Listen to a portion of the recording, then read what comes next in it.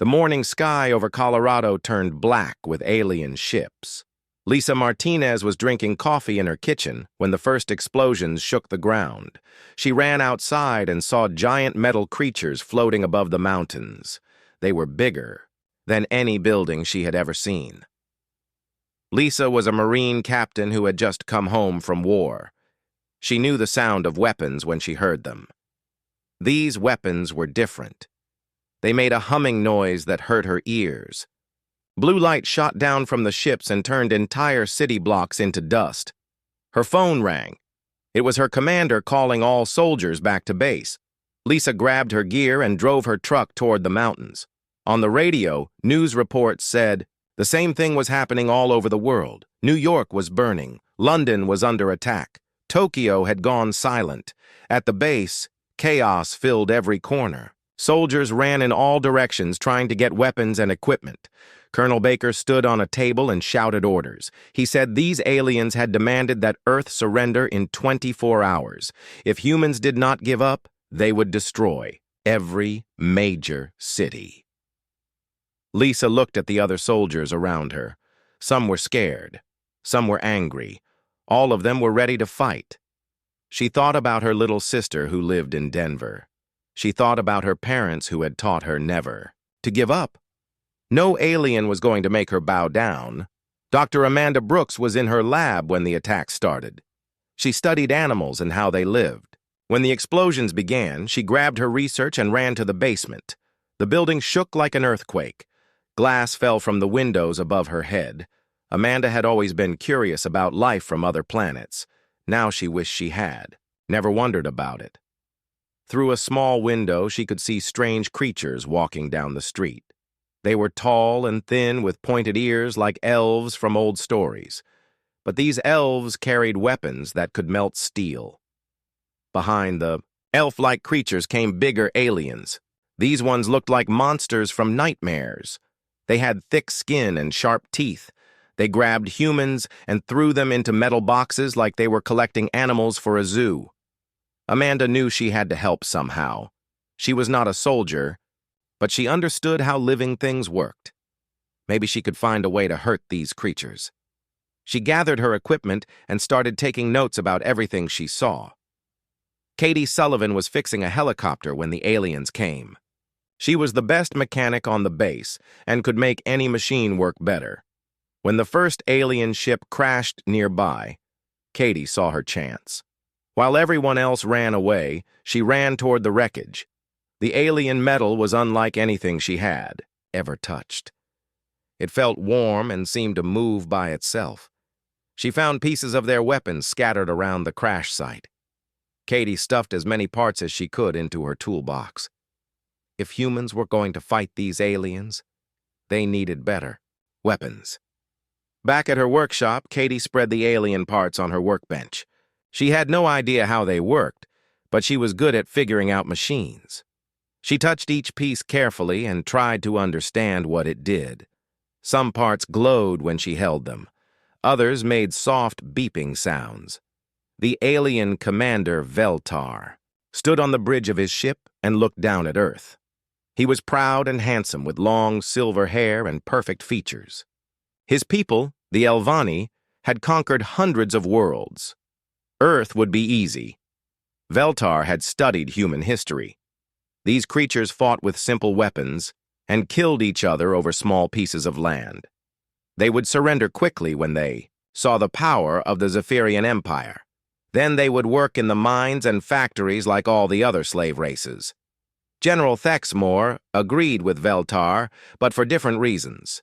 Thexmore was a Korath warrior with thick gray skin and muscles, like steel cables. His people enjoyed crushing weak enemies. Humans looked soft and weak. Breaking them would be fun.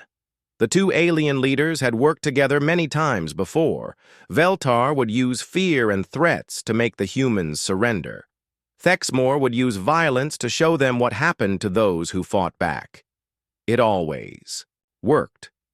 But something was wrong. The human governments had fallen quickly, just as expected.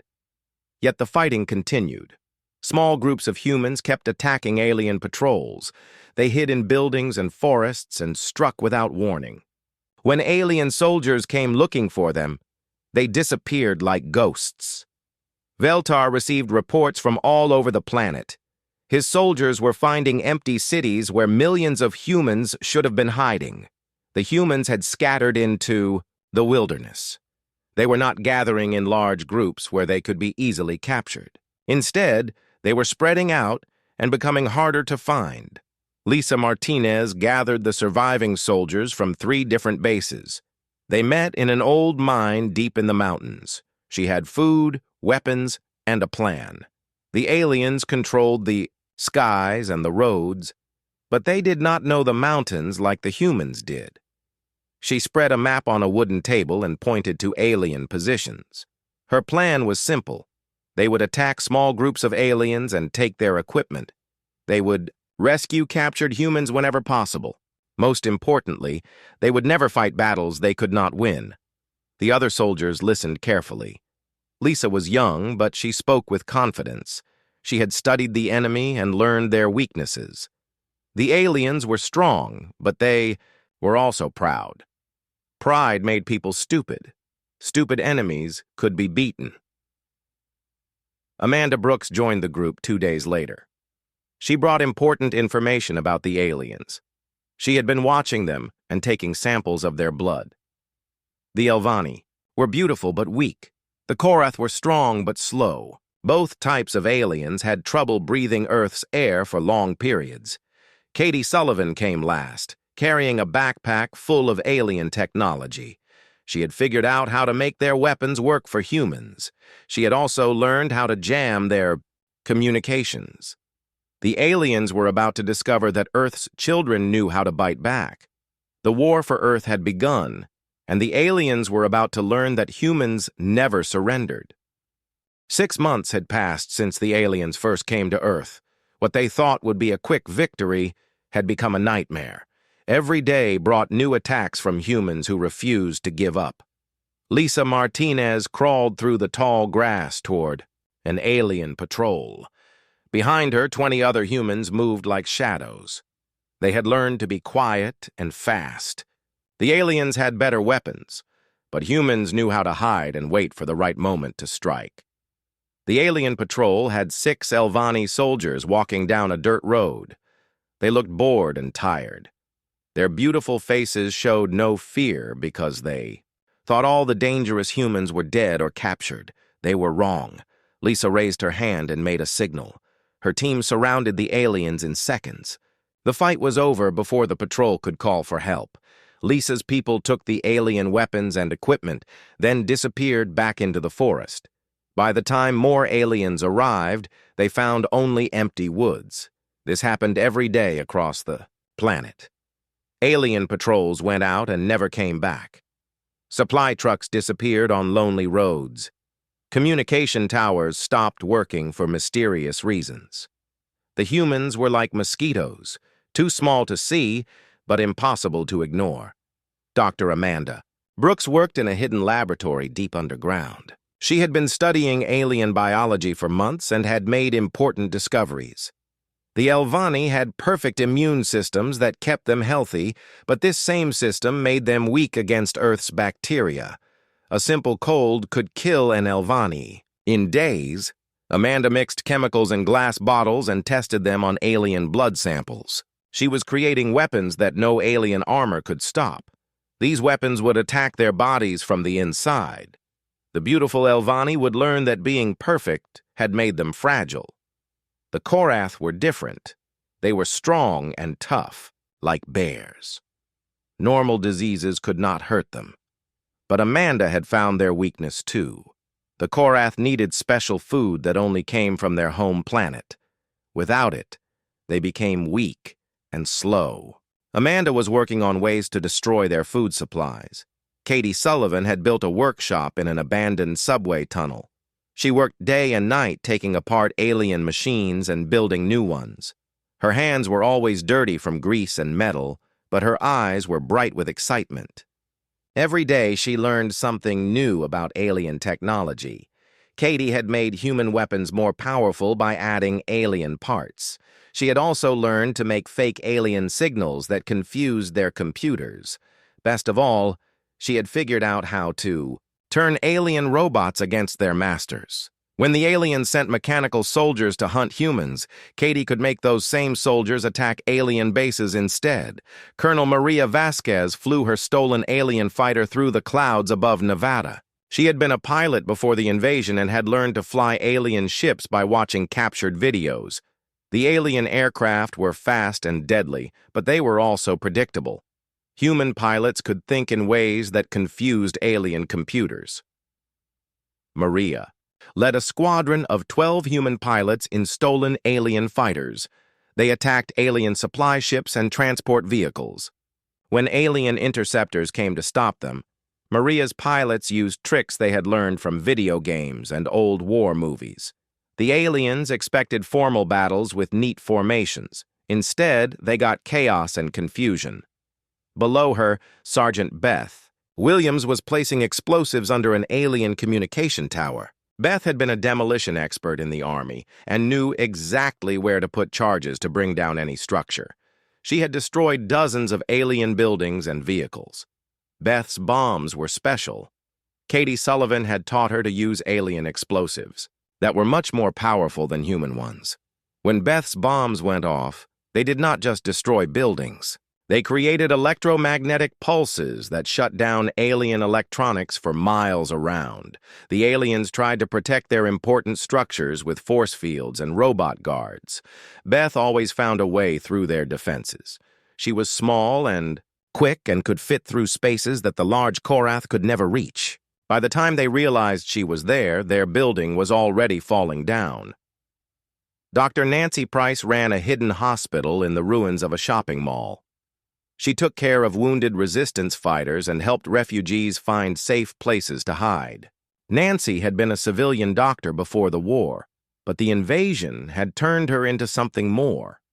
Nancy had learned to operate on people using alien medical equipment.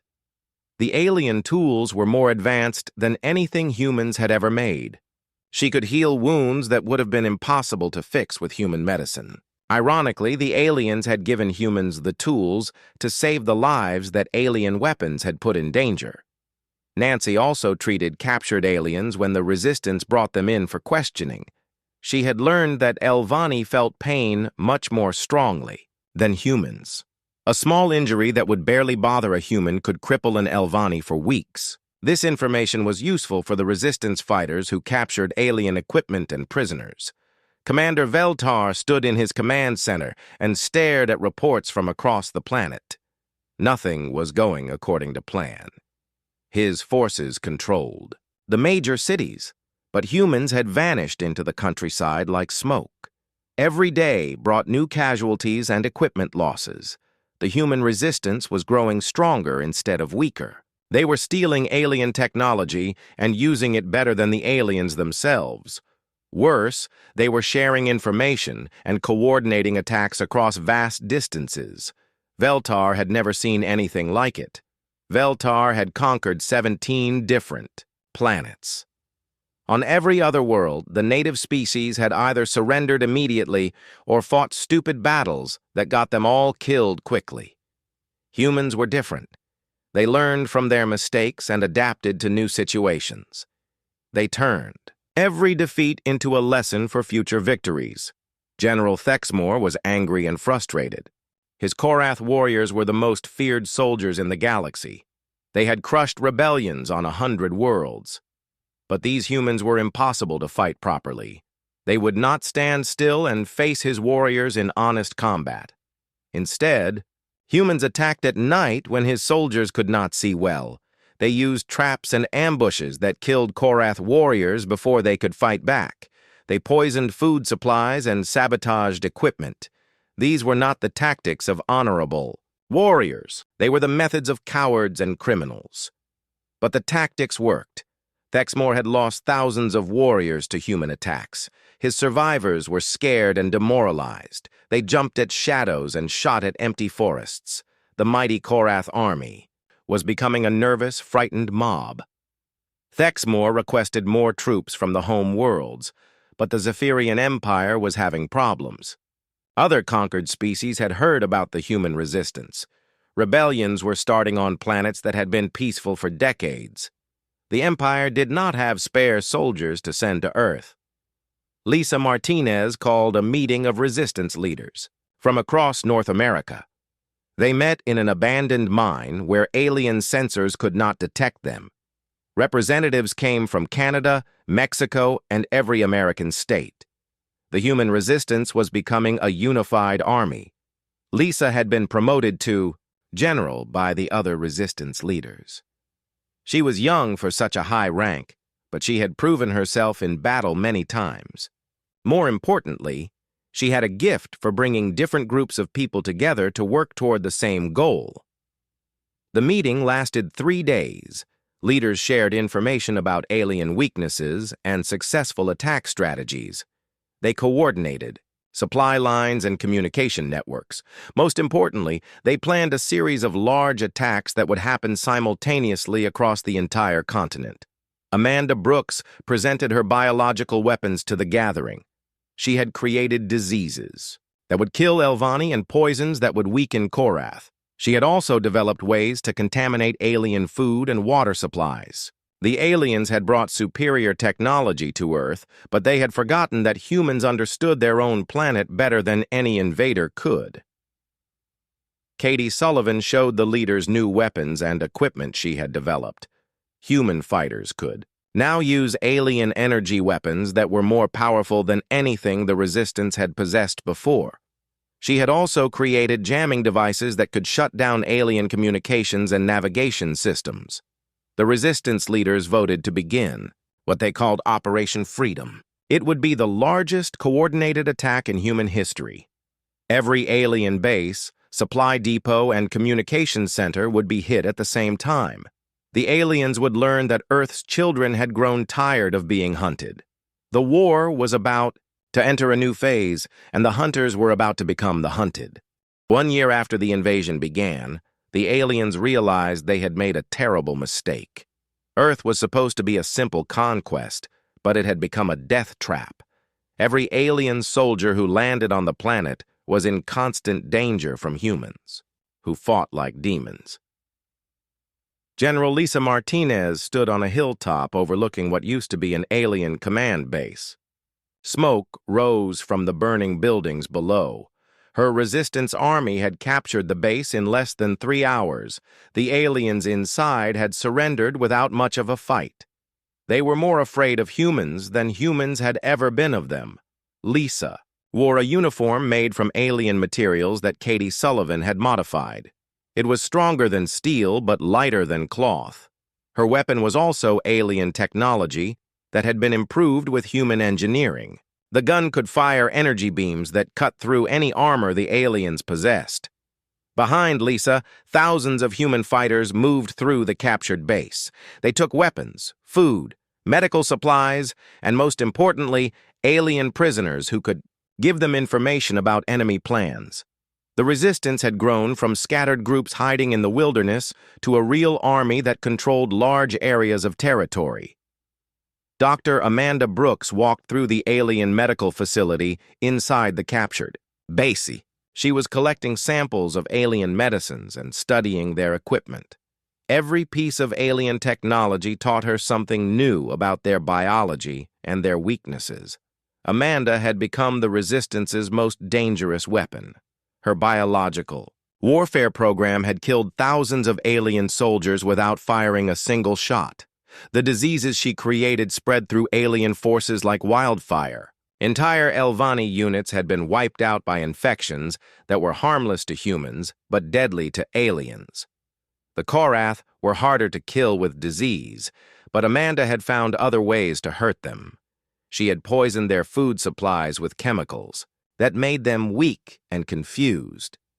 Many Korath warriors had died simply because they could not think clearly enough to operate their weapons safely. Amanda's greatest success was an airborne virus that attacked alien breathing systems. Any alien who breathed Earth's air for more than a few hours would start to suffocate slowly. This forced the invaders to wear breathing masks constantly, which made them easier to identify and harder to fight effectively. Katie Sullivan had become the chief engineer for the entire human resistance. Her workshops were hidden in caves, abandoned buildings, and underground bunkers across the continent. Teams of human technicians worked day and night building new weapons based on her designs. Katie had cracked the secrets of alien technology completely. She could build energy weapons that were more powerful than anything the aliens possessed. She had created armor that could stop their most advanced ammunition. Best of all, she had learned to hack into their computer systems and turn their own machines against them. The aliens sent robot warriors to hunt human resistance fighters. Katie reprogrammed these robots to attack alien bases instead. When alien ships tried to communicate with their homeworlds, Katie's jamming signals filled their messages with false information. The aliens never knew if their intelligence reports were real or fake. Katie's latest invention was a device that could make human fighters invisible to alien sensors. Small teams of humans could walk right past alien guards without being detected. This allowed resistance fighters to plant bombs, rescue prisoners, and steal equipment from the heart of alien territory. Captain Jenny Foster led a team of underwater specialists who attacked alien facilities along the coastlines. Jenny had been a Navy SEAL before the invasion and was an expert at fighting in water. The aliens had built many of their bases near oceans and rivers, thinking that water would protect them from human attacks. Jenny proved them wrong.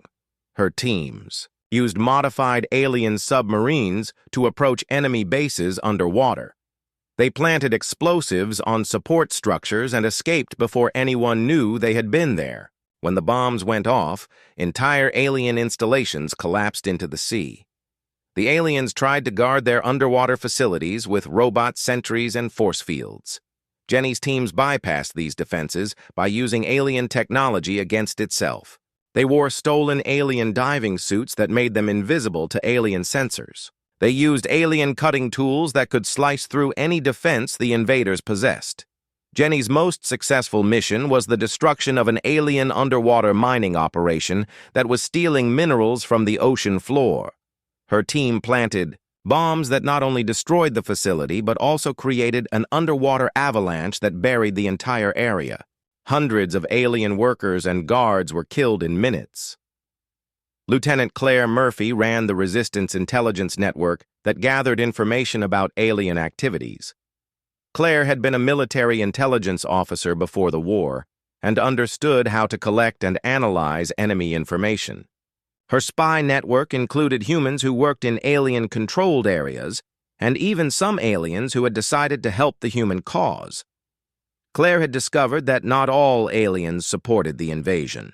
Some Elvani thought the war was wrong and secretly helped human prisoners escape. A few Korath warriors had grown tired of fighting and wanted to return to their home planets. Claire's agents contacted these dissatisfied aliens and convinced them to work as double agents. The information Claire gathered allowed resistance leaders to predict alien movements and plan successful attacks. When the aliens tried to move supplies through a certain route, human fighters were waiting to ambush them. When alien commanders planned secret meetings, human spies were listening to every word. Claire's network had grown so effective that the aliens could not make any major decision without humans learning about it within hours. This gave the resistance a huge advantage in planning their operations and staying ahead of alien countermeasures. Dr. Helen Torres led a team of scientists who studied alien technology and developed countermeasures against their weapons. Helen had been a physics professor before the invasion and understood how energy and matter worked on the most basic level. Helen's team had created shields that could block alien energy weapons completely. They had also developed new types of ammunition that could penetrate alien armor. Most importantly, they had learned how to disrupt alien force fields and defensive systems. Helen's scientists worked closely with Katie Sullivan's engineers to turn their discoveries into practical weapons and equipment. Every breakthrough in understanding alien technology led to new advantages for human fighters. The aliens were literally being defeated by their own science. Commander Veltar stood in his command center and read casualty reports that grew worse every day. Half of his original invasion force was dead or missing. The other half was trapped in heavily defended bases, afraid to venture outside because human attacks had become so frequent and deadly. Veltar had sent desperate messages to his superiors asking for reinforcements, but the Zephyrian Empire was facing rebellions on dozens of worlds. The news of human resistance had spread throughout the galaxy, inspiring other conquered species to fight for their freedom. There were no spare troops to send to Earth. The beautiful Elvani commander was no longer beautiful. Stress and fear had aged him rapidly. His perfect features were marked by worry lines, and his silver hair had started to fall out. The proud leader who had expected an easy victory was now a frightened man hiding in a bunker. Veltar's soldiers were deserting in large numbers. Some stole ships and tried to escape Earth entirely. Others surrendered to human forces, hoping for better treatment as prisoners than they would receive as continued fighters. The once mighty alien army was falling apart. General Thexmore was in an even worse situation. The proud Korath warrior had lost most of his forces to human attacks and diseases. His surviving soldiers were sick, scared, and demoralized. Many had stopped eating because they feared Amanda Brooks's poisons in their food. Thexmore himself was ill from one of Amanda's biological weapons. The disease made him weak and confused. Sometimes he could not remember where he was or why he was fighting. The mighty general who had conquered planets was dying slowly from an enemy he could not see or fight. The Korath military tradition demanded that warriors fight to the death rather than surrender. But Thexmore's soldiers were too sick and frightened to follow tradition. They hid in their bunkers and refused to come out, even when their officers ordered them to attack human positions. Lisa Martinez received reports from resistance cells around the world. The news was the same everywhere. Human fighters were winning victories against alien forces on every continent. The invaders who had seemed so powerful a year ago were now trapped and helpless. The time had come for the final phase of human resistance. Lisa and the other resistance leaders planned one massive coordinated attack that would destroy every remaining alien stronghold simultaneously. They called it Operation Liberation. Every human fighter on Earth would participate in the attack. Every weapon Amanda Brooks had created would be used. Every piece of technology Katie Sullivan had developed would be deployed. The aliens would face the full fury of a planet that refused to be conquered. The hunters had become the hunted, and now it was time for the final hunt to begin. 18 months after the invasion began, the mighty Zephyrian Empire faced something they had never experienced before: complete defeat. The aliens who had come to conquer Earth were now begging their homeworlds to rescue them from the planet they could no longer control. General Lisa Martinez stood in what used to be the main alien command center. Human flags now flew from the towers where alien banners had once displayed their power. Around her, human soldiers processed thousands of alien prisoners who had surrendered rather than continue fighting a war they could not win. Lisa had grown from a simple Marine captain into the leader of the largest liberation army in galactic history. Under her command, humans controlled 90% of Earth's surface. The remaining alien forces were trapped in a few heavily defended cities, surrounded by human armies and slowly dying from disease and starvation. The transformation was complete. The species that was supposed to become slaves had instead become the masters of their own world. More importantly, they had become something the galaxy had never seen before: a race that could not be conquered by anyone. Dr. Amanda Brooks walked through her expanded laboratory complex built inside a captured alien research facility. Her team of scientists had grown from one person working alone to hundreds of researchers developing biological weapons that could target any alien species in the galaxy. Amanda's greatest achievement was the creation of an atmospheric modifier. that made Earth's air toxic to any non-terrestrial life form. The device was already being deployed across the planet. Soon, any alien who tried to breathe Earth's atmosphere without special equipment would die within hours. The weapon was designed to be permanent but reversible. If aliens agreed to leave Earth alone forever, humans could turn off the atmospheric modifier and allow peaceful aliens to visit. But any species that tried to invade would find a world that was literally poisonous to their existence. Amanda had also developed biological weapons specifically designed for each alien species in the Zephyrian Empire. She had samples of genetic material from dozens of different alien races and had created targeted diseases for all of them. If any species tried to attack Earth again, they would face extinction from weapons they could not defend against. Katie. Sullivan had become the chief technology officer for the New Earth government.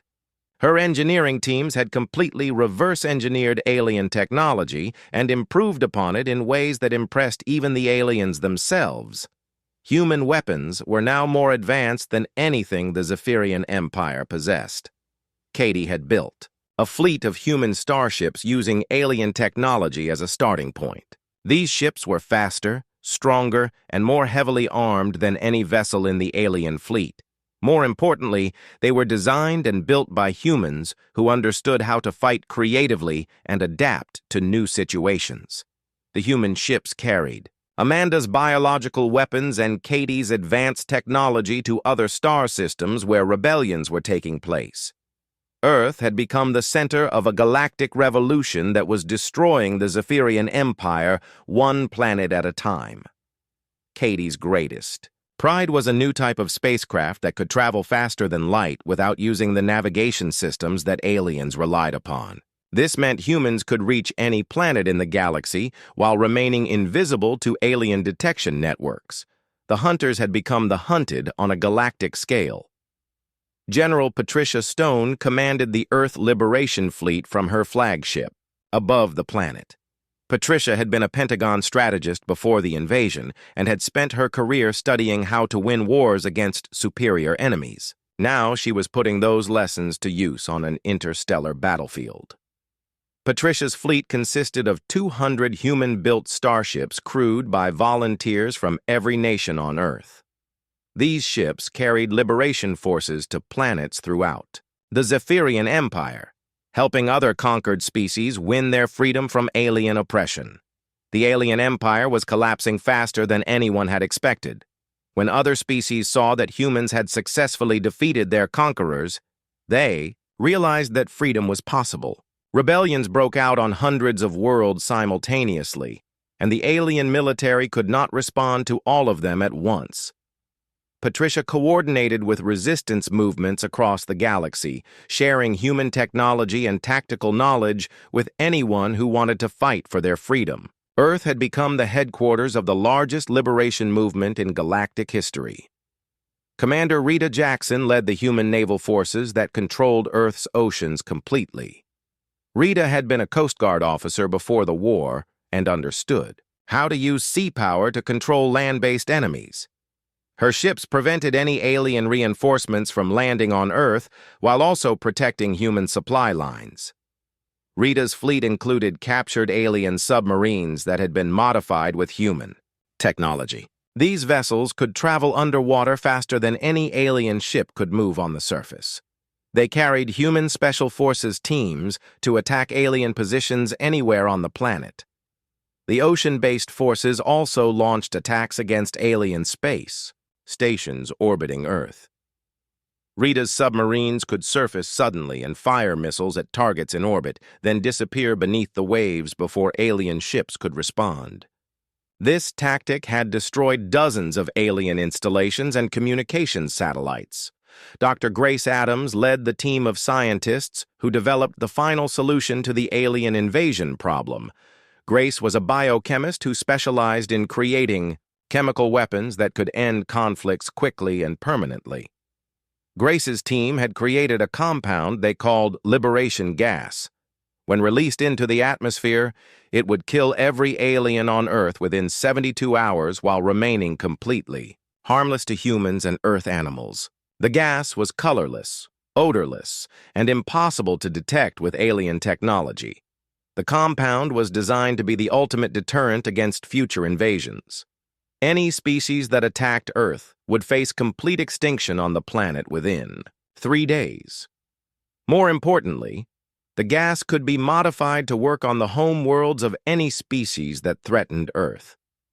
Grace had produced enough liberation gas to treat the entire atmosphere of dozens of planets. If the Zephyrian Empire or any other alien power tried to attack Earth again, humans could respond by making their entire civilization extinct. The ultimate victims had become the ultimate predators. Commander Veltar sat in his sealed command bunker and read messages from across the galaxy. Every report brought news of another defeat or another world lost to rebellion. The empire he had served his entire life was dying, and Earth was the disease that had killed it. Veltar could barely recognize himself in the mirror. The beautiful Elvani commander had become a sick, frightened creature hiding underground from humans who had once seemed so primitive. His perfect features were ruined by disease and stress. His silver hair had fallen out completely. The proud commander who had expected to receive glory for conquering Earth was now writing reports explaining how his forces had been completely defeated by supposedly inferior enemies. His superiors no longer answered his messages. He suspected they were planning to abandon him and his remaining soldiers on Earth. Veltar had tried to negotiate a surrender with the human leaders, but they were no longer interested in negotiations. They had won the war completely and were now dictating terms. Any aliens who wanted to leave Earth alive would have to provide information about their home worlds and military capabilities.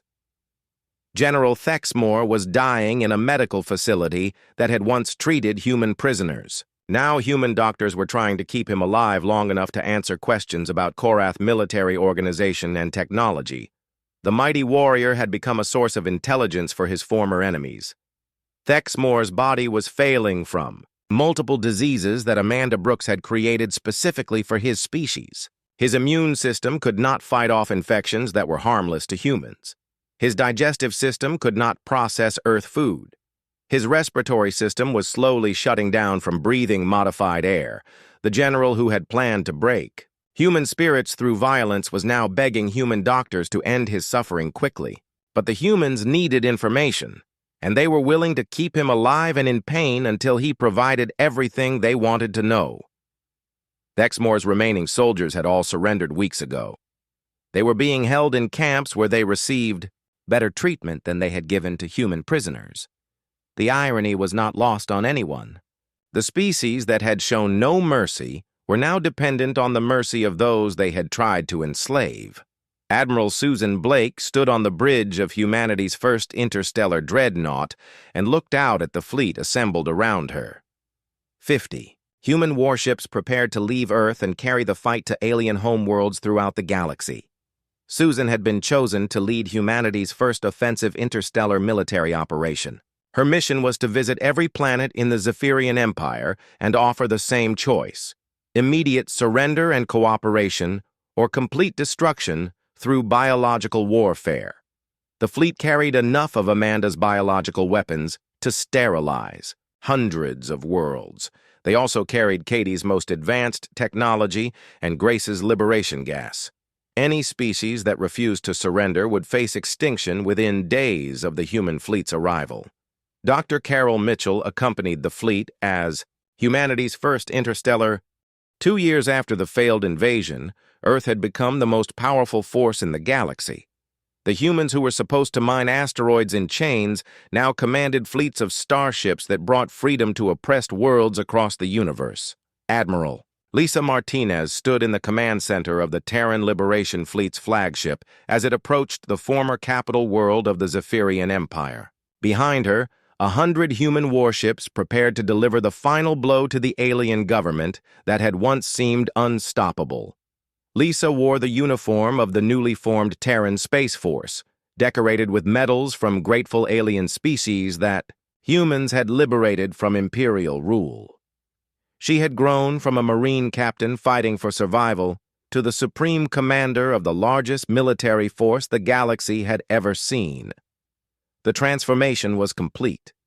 The planet that aliens had intended to strip of resources was now the center of galactic civilization. Earth's cities had been rebuilt using advanced alien technology, but the new buildings reflected human values of freedom and cooperation rather than alien ideals of conquest and control.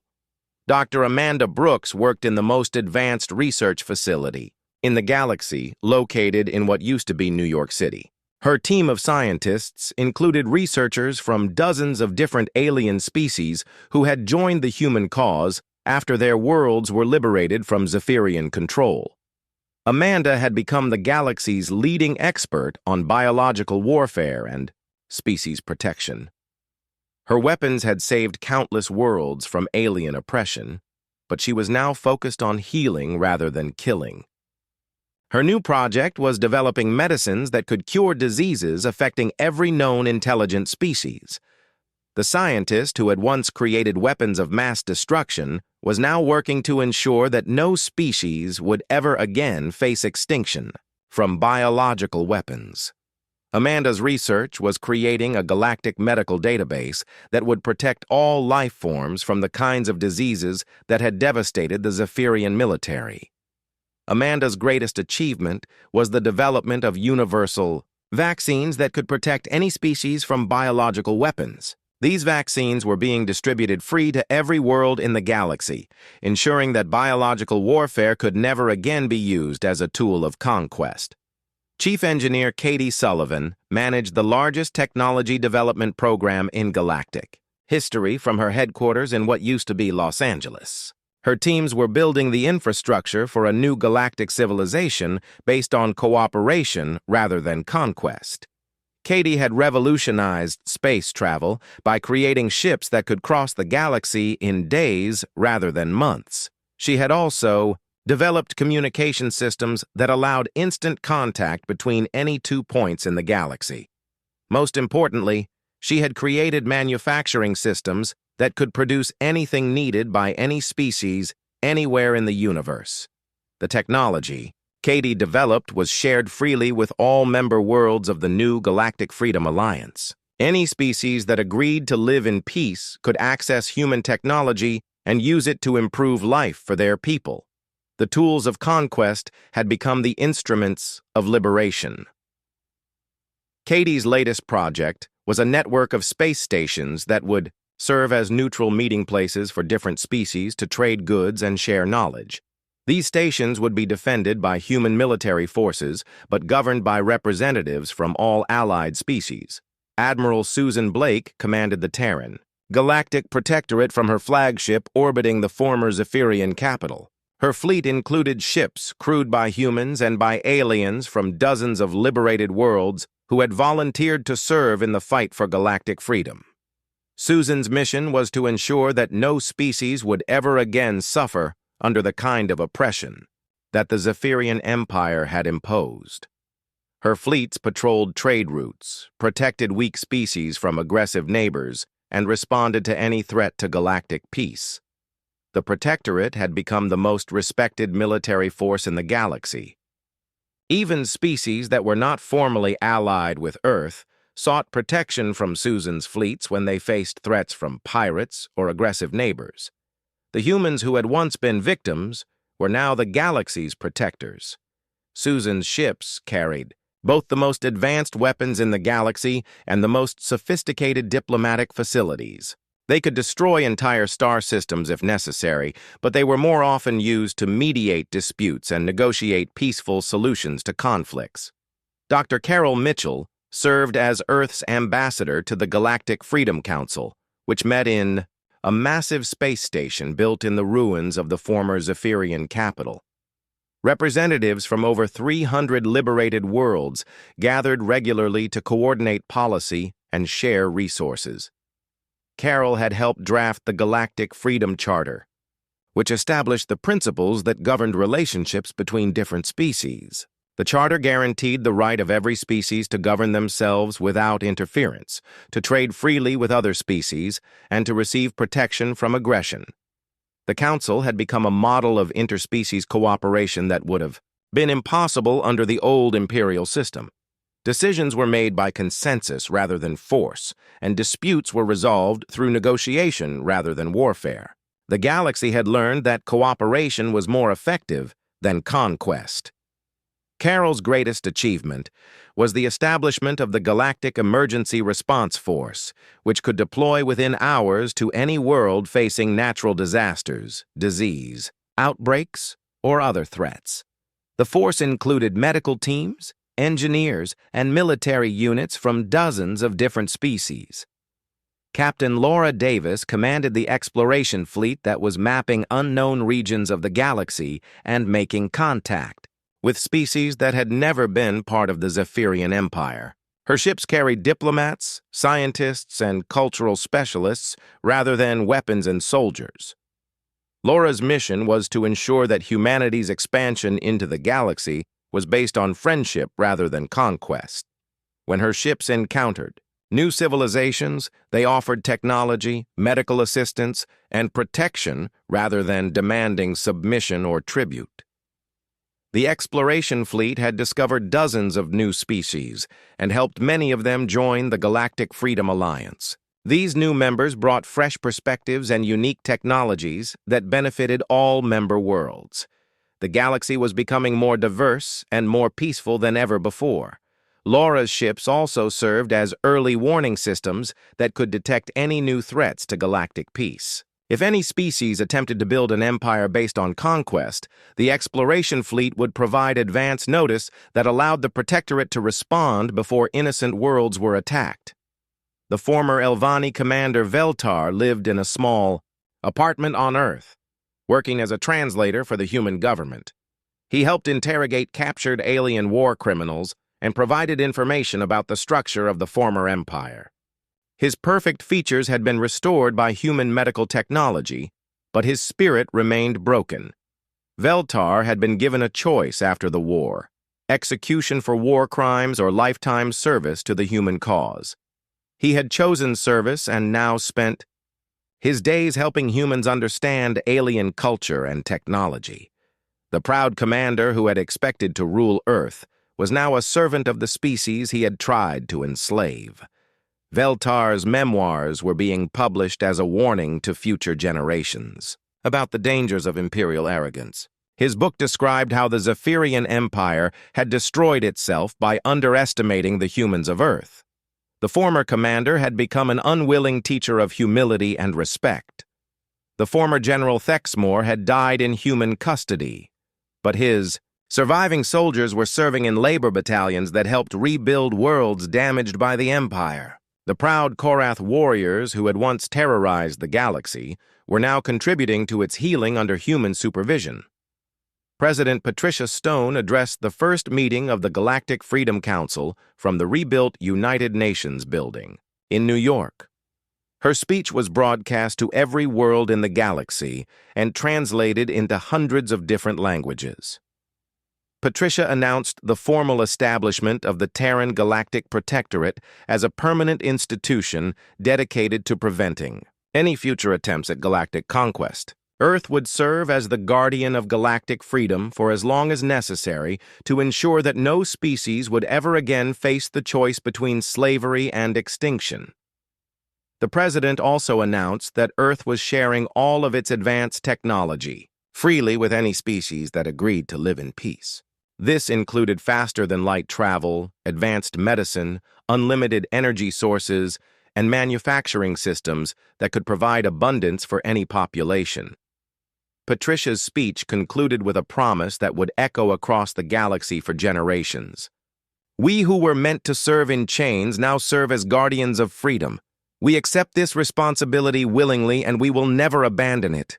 The galaxy will remain free as long as Earth endures." Dr. Grace Adams worked in a research station orbiting Earth, developing new technologies that would ensure humanity's continued dominance in any future conflicts. Grace had learned that the price of freedom was eternal vigilance, and she was determined that Earth would never again be caught unprepared by hostile aliens. Grace's team was developing defensive systems that could protect entire star systems from invasion. They were also creating new types of weapons that could neutralize any threat before it could endanger innocent worlds.